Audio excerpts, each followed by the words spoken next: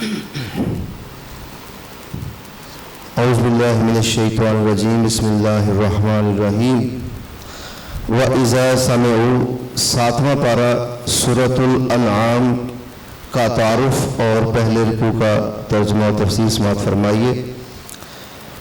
اس سورہ پاک کا نام الانعام ہے جس کا مطلب ہے مویشی، جانور۔ تو اس سورہ پاک کے آخری رکوع پاک کے قریب جا کے ایک موضوع آتا ہے جس میں مویشیوں کی حلت و حرمت کے بارے میں کفار کے جو منفی خیالات ہیں، خیالات فاسدہ ہیں، ان کی تردید کی گئی ہے۔ تو اس وجہ سے سورہ پاک کا نام سورۃ الانعام ہے۔ مویشیوں کو بھی اتنی شان بخشی گئی کہ ان کے نام پہ ایک سورت ہے، اور زندگی کا بڑا امپورٹنٹ حصہ ہے وہ بندے کی سہولیات، اس کی خوراک جانوروں سے ہی آتی ہے۔ دودھ جیسی نعمت جانوروں سے ملتی، تو اللہ پاک نے پھر ان کو خصوصی شفقت فرمائی کہ ان کے نام کی بھی ایک آیت پاک بنا دی۔ اچھا، یہ سورہ پاک جو ہے یہ مکی ہے، حالانکہ پچھلی ہم ساری صورتیں جو پڑھی ہیں وہ مدنی ہیں۔ تو ناصر مکی صورتوں میں اور مدنی صورتوں کے جو ہے اس میں کورس یا اس میں جو مواد ہے، جو ارشادات ہیں، وہ کیا فرق ہے ان میں؟ ہاں، کیا فرق ہے مدنی صورتوں میں اور مکی صورتوں میں؟ کیا فرق ہے؟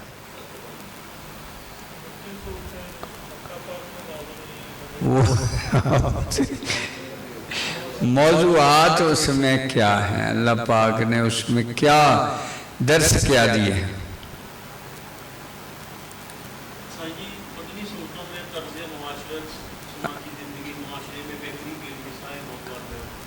طرز حیات گزارنے کے طریقے، منافقوں کی کیفیات اور اہل کتاب کی ماضی کی کیفیات اور موجودہ ہٹ دھرمی کے اوپر ارشادات ہیں کہ وہاں وہ بت پرست نہیں ہیں، وہاں یہودی ہیں، عیسائی ہیں، یہودی موسٹلی ہیں، تو وہ ان کے سابقہ زندگی کے احوال، ان کی چلاکیاں، اللہ سے ہیرا پھیریاں، انبیاء کرام سے زیادتیاں، اور ساتھ ساتھ منافقوں کا بھی ذکر ہے مدنی صورتوں میں، کیونکہ منافق بھی وہاں پہ ہی پیدا ہوئے کہ ظاہراً وہ مسلمان کہلاتے تھے، باطناً وہ انہی کے یہودیوں کے ساتھ تھے، تو ان کا ذکر ہے۔ تیسری بات جو اللہ پاک نے کی وہ یہ کی کہ اب چونکہ ایک آپ کو اسٹیٹ بخشی جا رہی ہے، آپ کو آزادانہ زندگی گزارنے کا یہاں ماحول میسر ہے، لہذا آپ نے وہ آزادانہ زندگی کس طرح گزارنی ہے۔ مساجد کی تعمیر ہوتی ہے، جہاں قائد عالم صلی اللہ علیہ وسلم کا قدم پاک سب سے پہلے پڑا اس بستی میں قباء میں، وہاں بھی مسجد ہی کی بنیاد رکھی کہ مسلمانوں کی نشانی جو ہے وہ مسجد ہے۔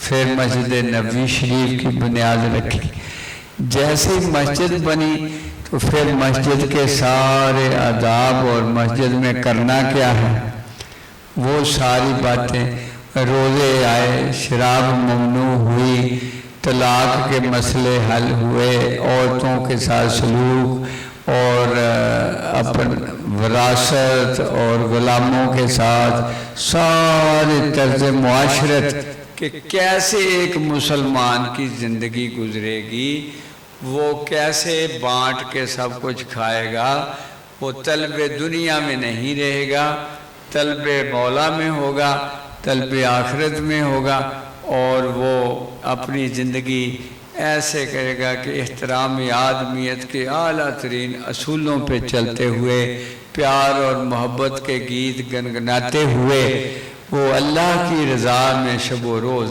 گزارے گا۔ اب یہ جو مکہ ہے، مکہ میں کیفیت بالکل مختلف ہے، وہاں پہ بت پرست ہیں، جو اللہ کا سب سے پہلا گھر خدا کی پرستش کا ہے، اس زمانے کے کیفیات نے، بود نے، کسی نبی کا وہاں ظہور نہیں ہوا، کسی بادشاہ نے اس خطے کو فتح نہیں کیا، یہ قریش ہی اس کے وارث چلے آ رہے ہیں، اور انہوں نے خدا پرستی کو چھوڑ کر کے بت پرستی کو اختیار کر لیا، یعنی چیز ہے کہ وہ دیکھو یہ واحد نوعیت کا مسئلہ ہے کہ کوئی بادشاہ اس نے مکہ کو فتح نہیں کیا، کر ہی نہیں سکا، ابرا نے کوشش کی وہ برباد کر دی، اور وہاں کے رہنے والے جو ہیں وہ خدا پرستی کی بجائے وہ انہوں نے اپنے بت بنا لیے کہ جی، تو لہذا مکی صورتوں میں سارے توحید کے ثبوت، دلائل اور رسالت معاصم کے دلائل، قرآن پاک کے بارے میں دلائل، قیامت کے بارے میں دلائل دیے جا رہے ہیں کہ یہ حق ہے، اور اللہ کے ایک ہونے کا اور اللہ ایک حقیقت ہونے کا دلائل انہیں سمجھائے جا رہے ہیں۔ تو وہ جو ہیں جہاں مفسر جو حضرت پیر کرم شاہ حضری صاحب ہیں، انہوں نے لکھا ہے کہ وہ ان کی مخالفت کوئی حقیقت پرستانہ نہیں تھی بلکہ ضد اور انا پرستی تھی۔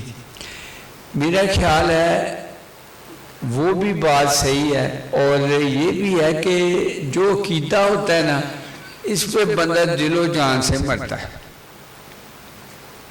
ان کے عقیدے کو ٹھیس لگی کہ اتنے خداؤں 360 خداؤں کی جگہ ایک خدا کا نام لیا جائے جس کو نہ دیکھا جا سکتا ہے، نہ اس سے بات کی جا سکتی ہے، نہ اس تک رسائی ہے، صرف رسائی ہے تو یہ جو رسالت مآب صلی اللہ علیہ وسلم یہ دعویٰ کر رہے ہیں وہ ہیں۔ پھر اللہ پاک نے کوئی یہ نہیں کیا کہ کسی بڑے سردار کو بنا دیتا تو ہم مان لیتے، یا کسی فرشتے کو بھیجتا، یا کوئی اور روپ اختیار کرتا، اور کتاب دینی ہی تھی تو ایک جلد کی صورت میں دے دیتا، یہ کبھی کبھی اترتی ہے، تلاوت کرتی ہے۔ تو یہ ان کے جو عقائد باطلہ تھے وہ ہماری نظر میں باطلہ تھے، اللہ کی نظر میں باطلہ تھے، مگر وہ صدیوں سے انہی کے پجاری تھے، انہی پہ عمل درآمد کر رہے تھے، انہی سے ان کی زندگیاں وابستہ تھیں، انہی سے ان کی تقدیر نکلتی تھی، وہی انہیں بارش دیتے تھے، وہی انہیں یہ کرتے، وہ عقیدے کی وجہ سے۔ عقیدہ بڑی مضبوط چیز ہے، یقین پیدا کروں، ان کے یقین یہ ہوتا تھا، تو وہ اس طرح ان الجھنوں میں پڑے ہوئے تھے۔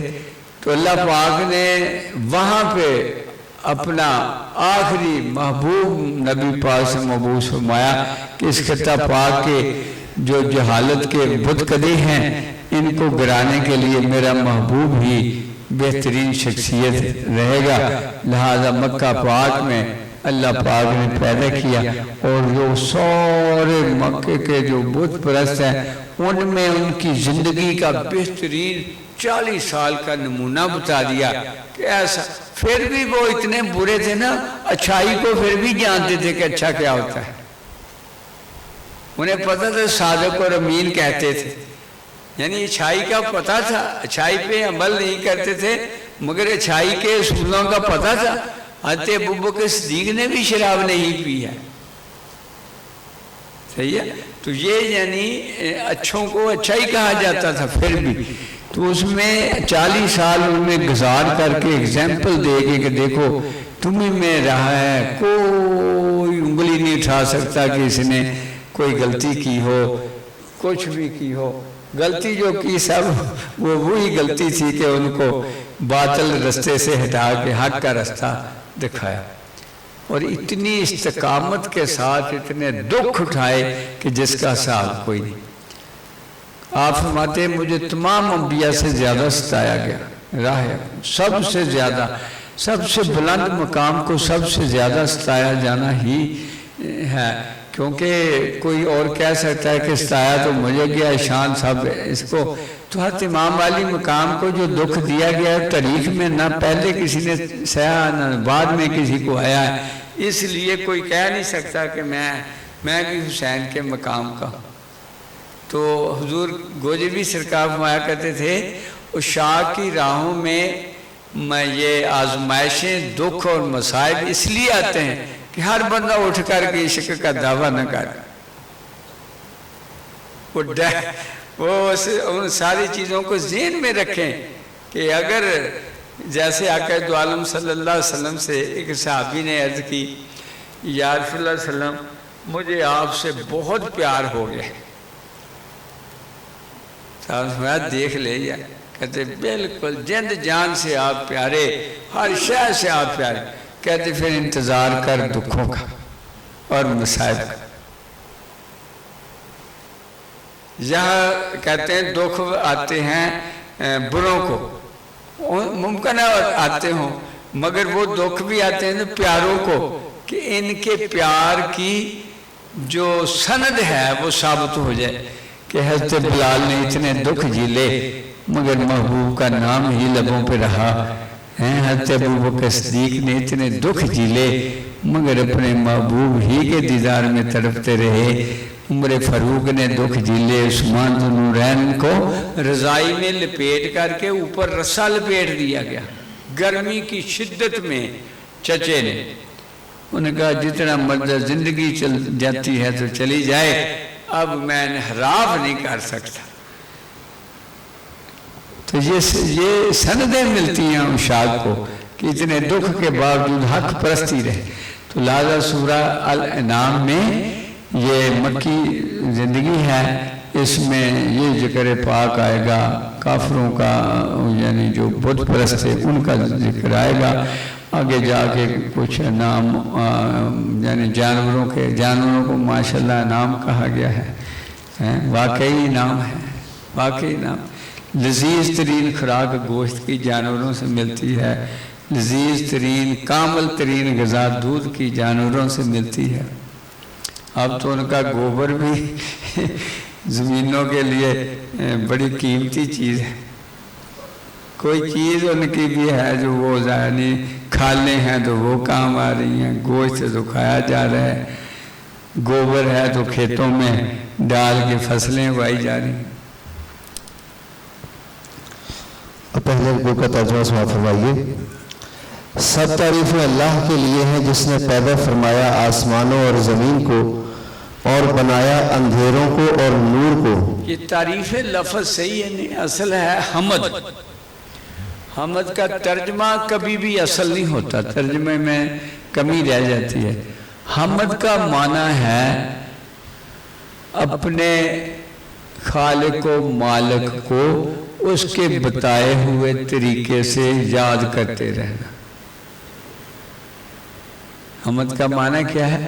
اس کے بتائے ہوئے طریقے سے، اپنے طریقے نہیں نکالنا، اور اس نے انبیاء کرام کے ذریعے بتائے ہیں۔ نماز اس نے بتائی ہے، روزے اس نے بتائے ہیں، ذکر اذکار اس نے بتایا، شب بیداری اس نے بتائی ہے، رکوع و سجود اس نے اپنے پیغمبروں کے ذریعے بتائے ہیں۔ اللہ کا ذکر بھی اس نے اپنے انبیاء کرام کے وسیلہ سے اب انسان کو تو فعل مختار بنایا ہے کہ کرے تو نہ کرے تو سزا پائے، کرے تو انعام پائے، مگر اور کوئی شے وہ جو ہے نا ایک لمحے کے لیے بھی ذکر سے فارغ نہیں ہوتی۔ آقا دو عالم صلی اللہ علیہ وسلم نے ایک دفعہ دعوت میں سالن کا پیالہ ساتھ والے صحابی کو سنایا کہ کان لگا کے سنو، وہ اللہ کا ذکر کر رہا ہے۔ صحیح؟ تو وہ سارے صحابہ جو بیٹھے تھے سب کو سنایا گیا، وہ پکا ہوا سالن بھی ذکر کر رہا تھا۔ ابھی کہتے ہیں کہ درخت کی کوئی شاخ کوئی پتا نہیں گرتا، پہلے اس کو ذکر سے ہٹایا فارغ کیا جاتا ہے۔ کوئی شاخ نہیں کاٹ سکتی درخت کی۔ لہذا یہ ہے کہ اگر آپ گاڑی میں، بس میں، جہاز میں سوار اپنے ذکر کرتے رہیں تو وہ اس کی فضیلت سے اہل بس محفوظ رہیں گے، اور جو بھی ہوگا وہ محفوظ۔ آپ ذکر کرتے رہیں۔ جنہوں نے کفر کیا وہ اپنے رب کے ساتھ اوروں کو برابر ٹھہرا رہے ہیں، اللہ وہ ہے جسے ہر روز ہم کہتے ہیں کہ اللہ کا کوئی شریک نہیں ہے، کوئی دوسرا اللہ نہیں ہے، اللہ صرف ایک ہی ہے۔ اب یہ نہ ماننا بڑا مشکل تھا کہ جو اللہ ہے سب کچھ وہ ہے، مگر وہ نظر نہیں آتا، نہ بات کرتا ہے۔ یہ تھے تصورات کہ یار یہ ہونا تو چاہیے تو بھی چلو بات تو کریں اس سے، یہ کہ مگر اللہ پاک صرف بات کرتا ہے تو اپنے ان برگزیدہ بندوں سے جو اہل ہیں۔ یہ بھی ایک سٹینڈرڈ بنا دیا ہے کہ ہر کوئی اس سے بات نہیں کر سکتا، ہر کوئی اکتساب فیض نہیں کر سکتا۔ انبیاء کرام، صالحین، اول تو انبیاء کرام ہی ہیں، ان کے وسیلہ سے کیا۔ اب پھر اللہ کے ہونے کے دلائل جب دہریے سے بات ہوگی تو کہ کیا آپ نے یہ رٹ لگا رکھی ہے، دکھاؤ تو مجھے۔ کسی نے اونچے اونچے مینار بنا کے تیر مارے اللہ کو، اور اللہ نے خون میں ڈبو ڈبو کے واپس بھیج دیے۔ وہ خوش ہو گیا کہ میں نے آج ان کا اللہ تو ختم کر دیا معذر۔ تو اللہ کا جو تصور حقیقی ہے وہ انبیاء کرام نے ہی سمجھایا ہے کہ حقیقی طاقت وہ ہے، بادشاہ وہ ہے، خالق وہ ہے، مالک وہ ہے، رازق وہ ہے، مگر وہ ہر ایک کو نظر نہیں آتا۔ وہ جن کو نظر آتا ہے ان کے ماننے سے وہ تمہیں بھی نظر آ جائے گا، صحیح ہے؟ ان کے ماننے سے ہے بڑا مشکل کام، مگر جن کے دل پہلے ان شخصیات سے مائل ہوئے، ان کے قائل ہوئے، ان کو تو ساری نعمتیں مل گئیں۔ وہ شخصیت بیچ میں لایا، واسطہ بیچ میں لایا کہ پہلے اس کو مانو، اس کو مانو گے تو میرا مانا جائے۔ تو پھر ہمارے لیے تو تاریخی شواہد بڑے ہیں، یارو ایسے چلتے نیل کو بند کر دینا اور پانی کو پہاڑ کٹھا ہو جانا، اس میں سے اپنے بندے کو گزار دینا۔ راستہ نہیں دیتے، راہ بر راست۔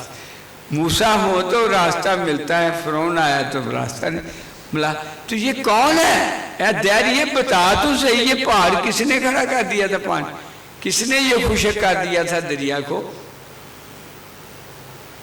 یہاں ایک اور آپ کے لیے انفارمیشن ہے کہ ایک عیسائی بادشاہ نے عمر پاک کو خط لکھا کہ وہ بتاؤ خطہ زمین کا جہاں صرف ایک ہی بار سورج کی کرنیں پڑی ہیں، نہ پہلے پڑی ہیں کبھی نہ بعد میں پڑیں گی۔ تو آپ نے حضرت عبداللہ بن عباس کو کہا کہ اس کا جواب دیں۔ تو آپ نے فرمایا دریائے نیل کا وہ حصہ جہاں سے موسیٰ علیہ السلام گزرے تھے وہاں پہلے بھی دریائی چل رہا تھا، اب بھی دریائی چل رہا ہے، صرف وہ وقت تھوڑا سا جب تک فوج گزری تو سورج کی کرنیں پڑی تھی۔ تو یہ جو ہے یہ آسمان ہی ہے، کوئی انسان بنا کے بتائے تو وہ کہیں گے وہ فلاں ہوا تھا یا سورج سے ایسے ہو گیا اسا گیا۔ جو انہوں نے بنائے ہوئے ہیں ان کے اپنے سٹوریز اور تھیوری بنائی ہوئی ہیں، مگر جو ہے اس کی کیا سند ہے؟ جو سائنسدان ہیں جو وہ کہہ رہے ہیں کہ زندگی کا پانی سے اوریجن ہوا تھا ایسے دریا کے کنارے، بھی اس کی کیا اتھارٹی ہے؟ اللہ جو اتنے واضح دلائل کے ساتھ کہتا ہے اور واقعی جو کہتا ہے وہ کر بھی لیتا ہے، 313 کو فتح دے دیتا ہے 1000 پہ، این تلواروں کے درمیان میں سے اپنے محبوب کو گزار لیتا ہے۔ بتاؤ بھئی کون سی طاقت ہے جو اور کوئی ہے؟ کوئی پھر کہتا ہے کبھی کبھی عقل کو خراج دینے کے لیے دندان مبارک شہید بھی کروا دیتا ہے، صحیح ہے نا؟ تو یہ بس پہلے اس شخصیت پاک پہ جو ہے نا ایمان لانے کے بعد ہی یہ ممکن ہے کہ اللہ پاک کے تصور جو ہے وہ صحیح ہو جائے۔ پہلے غیب پہ علم لانا پڑے گا، پھر اللہ کے کرم سے اس ایمان لانے اور نیک عمل کرنے کے صدقے وہ اپنا یقین بھی بخش دے، دیدار بھی بخش دے تو کوئی چلو۔ اللہ وہ ہے جس نے پیدا کیا تمہیں مٹی سے، پھر مقرر کی ایک میعاد۔ اس مٹی سے کوئی ایسے جیسا بنا کے بتائے، ہے مٹی سے مگر مٹی سے کوئی مناسبت ہی نہیں لگ رہی،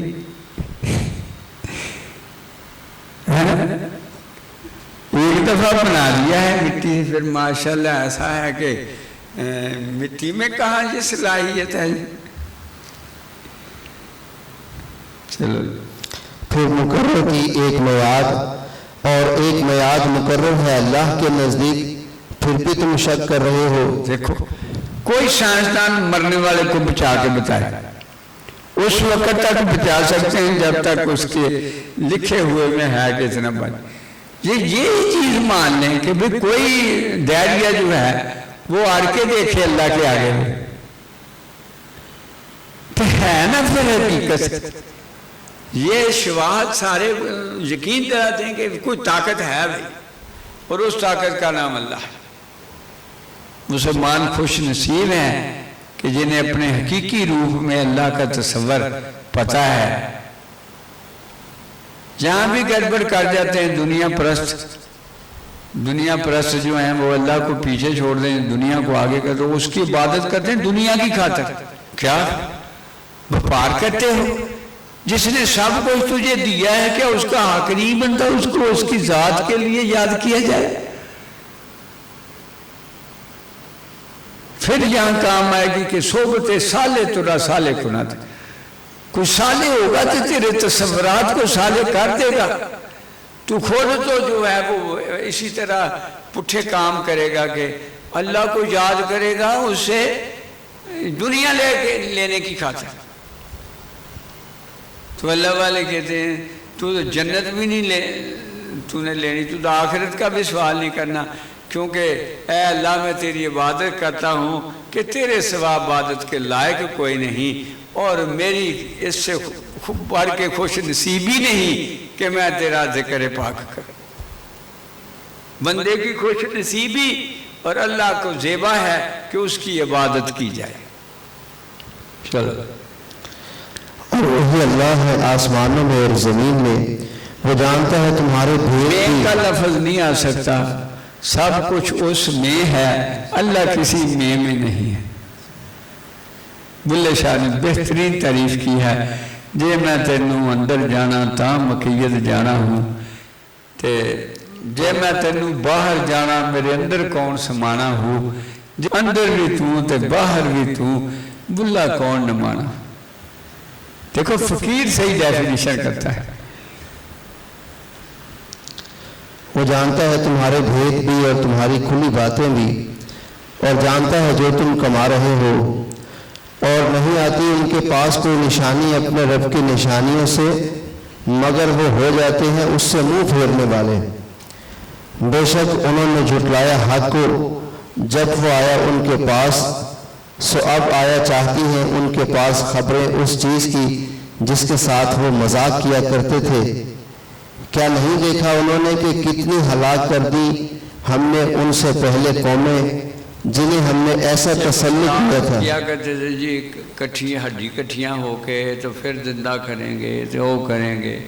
اللہ پاک ہر چیز جو بیان ہوئی ہے وہ حقیقت ہو کے رہے گی، ہر ایک کو یہ جو ہے یہ واسطہ پڑے گا۔ مشکل بڑے تھے ان باتوں میں جب بالکل الٹ تصورات، مگر حقیقت وہی۔ اللہ کا شکر کیا کرو اس پہ، سچی بات ہے، عبادت اس شکر پہ کیا کرو کہ اللہ کوئی ہمارا نہیں تھا کوئی نیکی ایسی، تو یہ جو ہے کہ ہاں ہمارا کیا اللہ کی اچھائی ہم نے کی تھی جو اس نے ہمیں اپنے محبوب کے دین پہ لگا دیا، اور صحیح تصورات، اور مسلمانوں میں سے بھی پھر اس جماعت سے چن لیا جو انعمت علیہم۔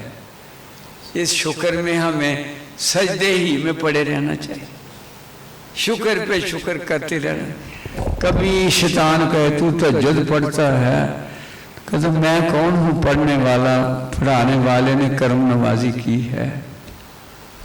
صحیح ہے. پہلی قومیں جنہیں ہم نے ایسا تسلط دیا تھا زمین میں جو ہم نے تمہیں نہیں دیا، اور ہم نے بھیجے بادل ان پر موسلا دھار برسنے والے، اور ہم نے بنا دی نہریں جو بہتی تھیں ان کے گھروں اور باغوں کے نیچے، پھر ہم نے ہلاک کر دیا انہیں بوجہ ان کے گناہوں کے، اور پیدا کر دی ہم نے ان کے بعد ایک اور قوم. میں بڑے بھالت راستے تھے پتھروں سے، اور ڈیم بنائے ہوئے تھے. ڈیم یہ مدینہ پاک میں جو یہودی ہے نا، ایک ڈیم بہ گیا، ٹوٹ گیا تھا، اس کی وجہ سے اجڑ کے وہاں سے آئے تھے یمن میں. اتنی یعنی ترقی پسند قومیں تھی، ترقی یافتہ، مگر نافرمانی کی وجہ سے سب برباد کر دی. اب اپنے محبوب کے صدقے برباد تو نہیں کسی کو کر رہا.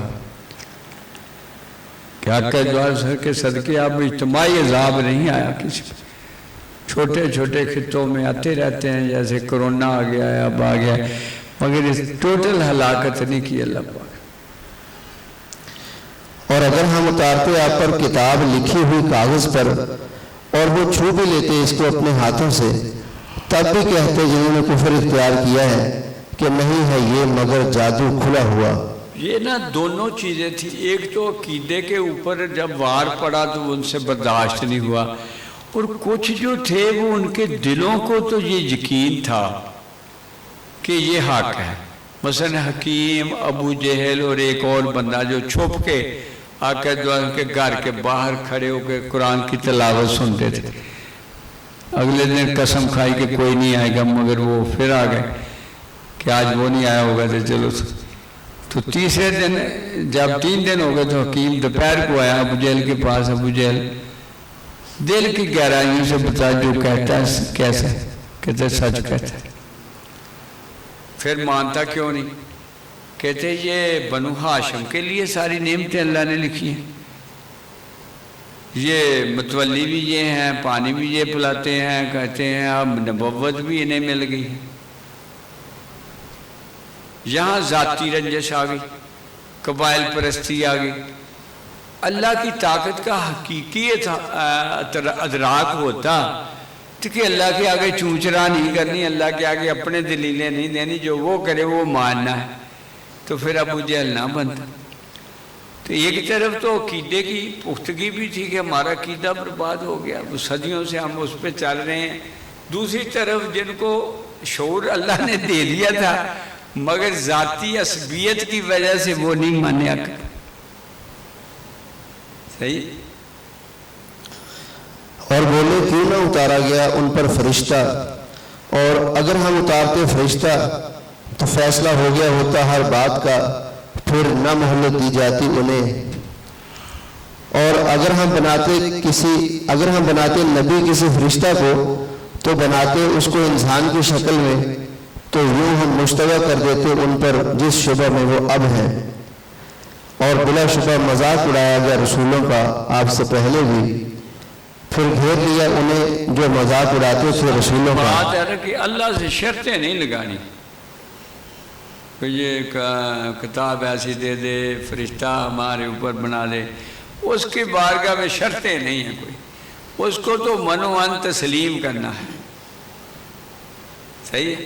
اب ہم بھی مسلمان ہو گئے، اگر شرطیں لگائیں تو ہم بھی ان کے گناہوں میں شامل ہو جائیں گے. اللہ سے شرط کوئی نہیں لگا. کئی بندے کہتے ہیں ایسا کر دے تو میں ایسا کر دوں گا، تو مجھے کار دے دے تو پھر میں یہ کیا کروں گا. اس کی مرضی ہے، جو مرضی دے پیدا رکھے. کوئی اپنی نعمتوں کا شمار نہیں کر سکتا. پیدل والے لنگڑے کی طرف دیکھیں کہ اس کے پاس پیدل چلنے کا بھی نہیں ہے. لباس والے، پھٹے ہوئے لباس والے بے لباس کی طرف دیکھیں تو سبق آ جائے گا کہ اس کے پاس تو ہے ہی نہیں. شیخ سادی نے پرانی جوتی لے کے جا رہے کہ نئی جوتی لے آؤں، تو بازار میں ایک بندہ دیکھے تو ننگے پاؤں بیٹھا بھیگ بنا، کہتے سادی تو پرانی بدل رہا ہے، اس کے پاس ہے ہی نہیں. ہمیشہ آقا پاک نے فرمایا کہ نیکی میں اپنے سے بلند لوگوں کو دیکھو، اور روزی میں اپنے سے کم تر لوگوں کو دیکھو، پھر تم شکر گزار رہو گے۔ چلو پھر گھیر لیا انہیں جو مذاق اڑاتے تھے رسولوں کا اس چیز نے جس کے ساتھ مذاق اڑایا کرتے تھے۔ صدق اللہ العظیم۔ افضل الصلاۃ علی سید السادات صلی اللہ علیہ وآلہ وسلم۔ ترجمہ فرمایا، تصنیف ہے حضرت علامہ محمد یوسف بن اسماعیل نبہانی رحمۃ اللہ علیہ، اور ترجمہ فرمایا ہے علامہ حافظ بشیر احمد سعیدی رحمۃ اللہ علیہ، اور اس کی تزین و تدیب کی ہے پروفیسر محمد اکرم مدنی۔ حضور نبی کریم صلی اللہ علیہ وآلہ وسلم کے ذکر خیر کے وقت درود شریف نہ پڑھنے پر وعید کے بارے میں حدیث مبارکہ۔ کیا سمجھا علی سے کہ تمہارے سامنے آقا دو عالم وسلم کا نام آئے اور آپ درود پڑھیں، نہ پڑھیں تو کیا نقصان ہوگا، پڑھیں تو انعام کیا ہوگا؟ جب بھی نام سنیں صلی اللہ علیہ وآلہ وسلم۔ نبی کریم صلی اللہ علیہ وآلہ وسلم نے ارشاد فرمایا کہ اس شخص کی ناک خاک آلودہ ہو جائے جس کے پاس میرا ذکر کیا گیا اور اس نے مجھ پر درود شریف نہ پڑھا۔ اس شخص کی ناک خاک آلودہ ہو جائے جس کے پاس رمضان المبارک کا مہینہ آیا پھر گزر گیا قبل اس کے کہ اس کی بخشش کی جائے، اور اس شخص کی ناک خاک آلودہ ہو جائے جس نے اپنے پاس اپنے ماں باپ کو بڑھاپے کی حالت میں پایا اور انہوں نے اس کو جنت میں داخل نہ کیا۔ ایک اور روایت میں ہے کہ نبی کریم صلی اللہ علیہ وآلہ وسلم خدمت کر کے جنت حاصل نہ کی، جدے رہو کدھر رہو مگر ماں کے لیے اسپیشل آیا کرو، اس کا دل خوش رکھنے کی یقین دہانی حاصل رہے۔ ناراض ہو تو راضی کر کے جانا فرض ہے۔ جتنے احسان ماں باپ کے ہیں والدین کبھی بھی، بچے کبھی بھی وہ اتار نہیں سکتے۔ کسی بزرگ نے کہا ہے کہ والدین 12 بچوں کو پال لیتے ہیں مگر 12 بچے مل کر کے والدین کا حق ادا نہیں کر سکتے، کیونکہ وہ شفقت جو مادری انہیں ملی ہوتی ہے وہ ان کی آگے اپنی اولاد میں شفٹ ہو جاتی ہے، وہ اپنی اولاد کو پالنے لگ جاتے ہیں۔ تو یہاں پھر بہت زیادہ سمجھایا گیا کہ یہ وہ ہستیاں ہیں کہ ان کے بارے میں آپ نے کوئی کوتاہی نہیں کرنی۔ کل ایسا پر اچھا آزمائش بہت ہے، والدین کا رویہ بدل جاتا ہے، بڑھاپے میں چڑچڑا ہو جاتا ہے، بچوں کی طرح ضد کرنے لگ جاتے ہیں، لیکن اگر اپنی یاد کرے کہ میں نے کیا کیا کیا تھا تو پھر جو ہے پھر نہیں بھولے گا کہ ماں نے تو کبھی نہیں مجھے مارا، نہیں گلہ کیا تھا، وہ تو ساری میری ضدیں جو ہے برداشت کرتی رہی، والد بھی برداشت کرتا رہا۔ ایسے ہی ہے نا، کچھ ضد کر دیں کھلونے کی یا کسی چیز کی تو چین نہیں آتا کہ جب تک لا کے نہیں دیتے، تو لہذا ان کا حق ادا نہیں ہو سکتا۔ تو اسلام چونکہ کامل ترین دین ہے، اس نے تمام پہلوؤں پہ تعلیمات دی ہیں کہ والدین وہ ہستی ہیں کہ جو تمہارے وجود کے ہونے کی دلیل ہیں کہ تمہیں اس لیول پہ وہ لائے ہیں، ورنہ جس دن پیدا ہوا تو تجھے کوئی نہ سنبھالتا تو تو نے کہاں جانا تھا آگے۔ سنبھالا بھی ایسا کہ خود تو گیلے کپڑے پہ سو گئی ماں تو تجھے خشک پہ ڈالی، خود تو اندھیرے میں مچاکے مارتی رہی، روٹی تھوڑی تھی اور تجھے وہ کھلا دی۔ کیسے کیسے دکھ اٹھاتی ہیں بیوائیں اولاد کی خاطر، لہذا اولاد حق نہیں ادا کر سکتی، تو حتی الوسع جب تک زندہ ہیں ان کو راضی رکھنے کی کوشش ہے بہت مشکل۔ آقا دو عالم صلی اللہ علیہ وسلم کا ارشاد ہے، جس نے صبح ہنس کے اپنے باپ کے چہرے کی طرف دیکھا اسے ایک حج کا ثواب ہے، مگر ہر مقام جو ہے وہ مشکل سے ہی سجتا ہے، مشکل کی وجہ سے ہی اس کا اجر و ثواب ہوتا ہے۔ بہت مشکل ہے، میں یہ پھر کہہ رہا ہوں بہت مشکل ہے کہ وہ گالیاں دے رہے ہوں گے، ان کا چہرہ ہوگا، مگر کامل ہے، وہ محبوب ہے وہ بندہ جس کو یہ یاد رہے کہ میرے آقا پاک نے ایسا ہی فرمایا تھا۔ اور قرآن کہتا ہے اگر دونوں یا دونوں میں سے کوئی ایک تمہیں بوڑھا کیفیت میں مل جائے تو اوف بھی نہ کرنا، یہی حکم ہے نا۔ تو یہ والدین کیا بتایا کہ بھی اگر ان کو پایا اور تو نے ناراض کر کے جنت حاصل نہ کی تو تیری ناک جو ہے وہ خاک آلودہ۔ ایک اور روایت میں کہ نبی کریم صلی اللہ علیہ وآلہ وسلم منبر پر رونق افروز ہوئے تو فرمایا آمین، پھر دوسری سیڑھی پر پاؤں رکھا فرمایا آمین، پھر تیسری سیڑھی پر قدم رکھا فرمایا آمین۔ یہی حدیث پاک ہوا۔ تو حضرت معاذ بن جبل رضی اللہ عنہ نے اس کے متعلق آپ سے سوال کیا تو سرکار دو عالم صلی اللہ علیہ وسلم فرمایا میرے پاس جبرائیل علیہ السلام تشریف لائے، انہوں نے کہا اے محمد صلی اللہ علیہ وآلہ وسلم، جس شخص کے سامنے آپ صلی اللہ علیہ وآلہ وسلم کا نام مبارک لیا گیا پھر اس نے آپ صلی اللہ علیہ وآلہ وسلم پر درود نہ پڑھا اور وہ اسی حالت میں مر گیا تو وہ دوزخ میں داخل ہوا، اللہ تعالیٰ اس کو اپنی رحمتوں سے دور کر دے۔ آپ آمین کہیں۔ ماشاءاللہ، یہ یعنی یاد رکھنے والی آقا دو عالم کا نام آئے تو آپ نے صلی اللہ علیہ وآلہ وسلم کہنا۔ اب دوسری شرط قرآن لگائی ہے کہ جب آپ پہ سلام پڑھنا ہے تو باوضو ہونا ہے۔ تو یہ نہ کہے کہ میں بے وضو تھا اس لیے نہیں پڑھا، وضو کریں تاکہ جب بھی نام آئے میں یہ سعادت لے لوں۔ وضو سے رہیں ہر وقت، کتنی بڑی سعادت اس وجہ سے مل جائے گی کہ میرے آقا کا نام آنا ہے تو میں باوضو ہونا ہے، لہذا جب بھی وضو ٹوٹے وضو کا لیں۔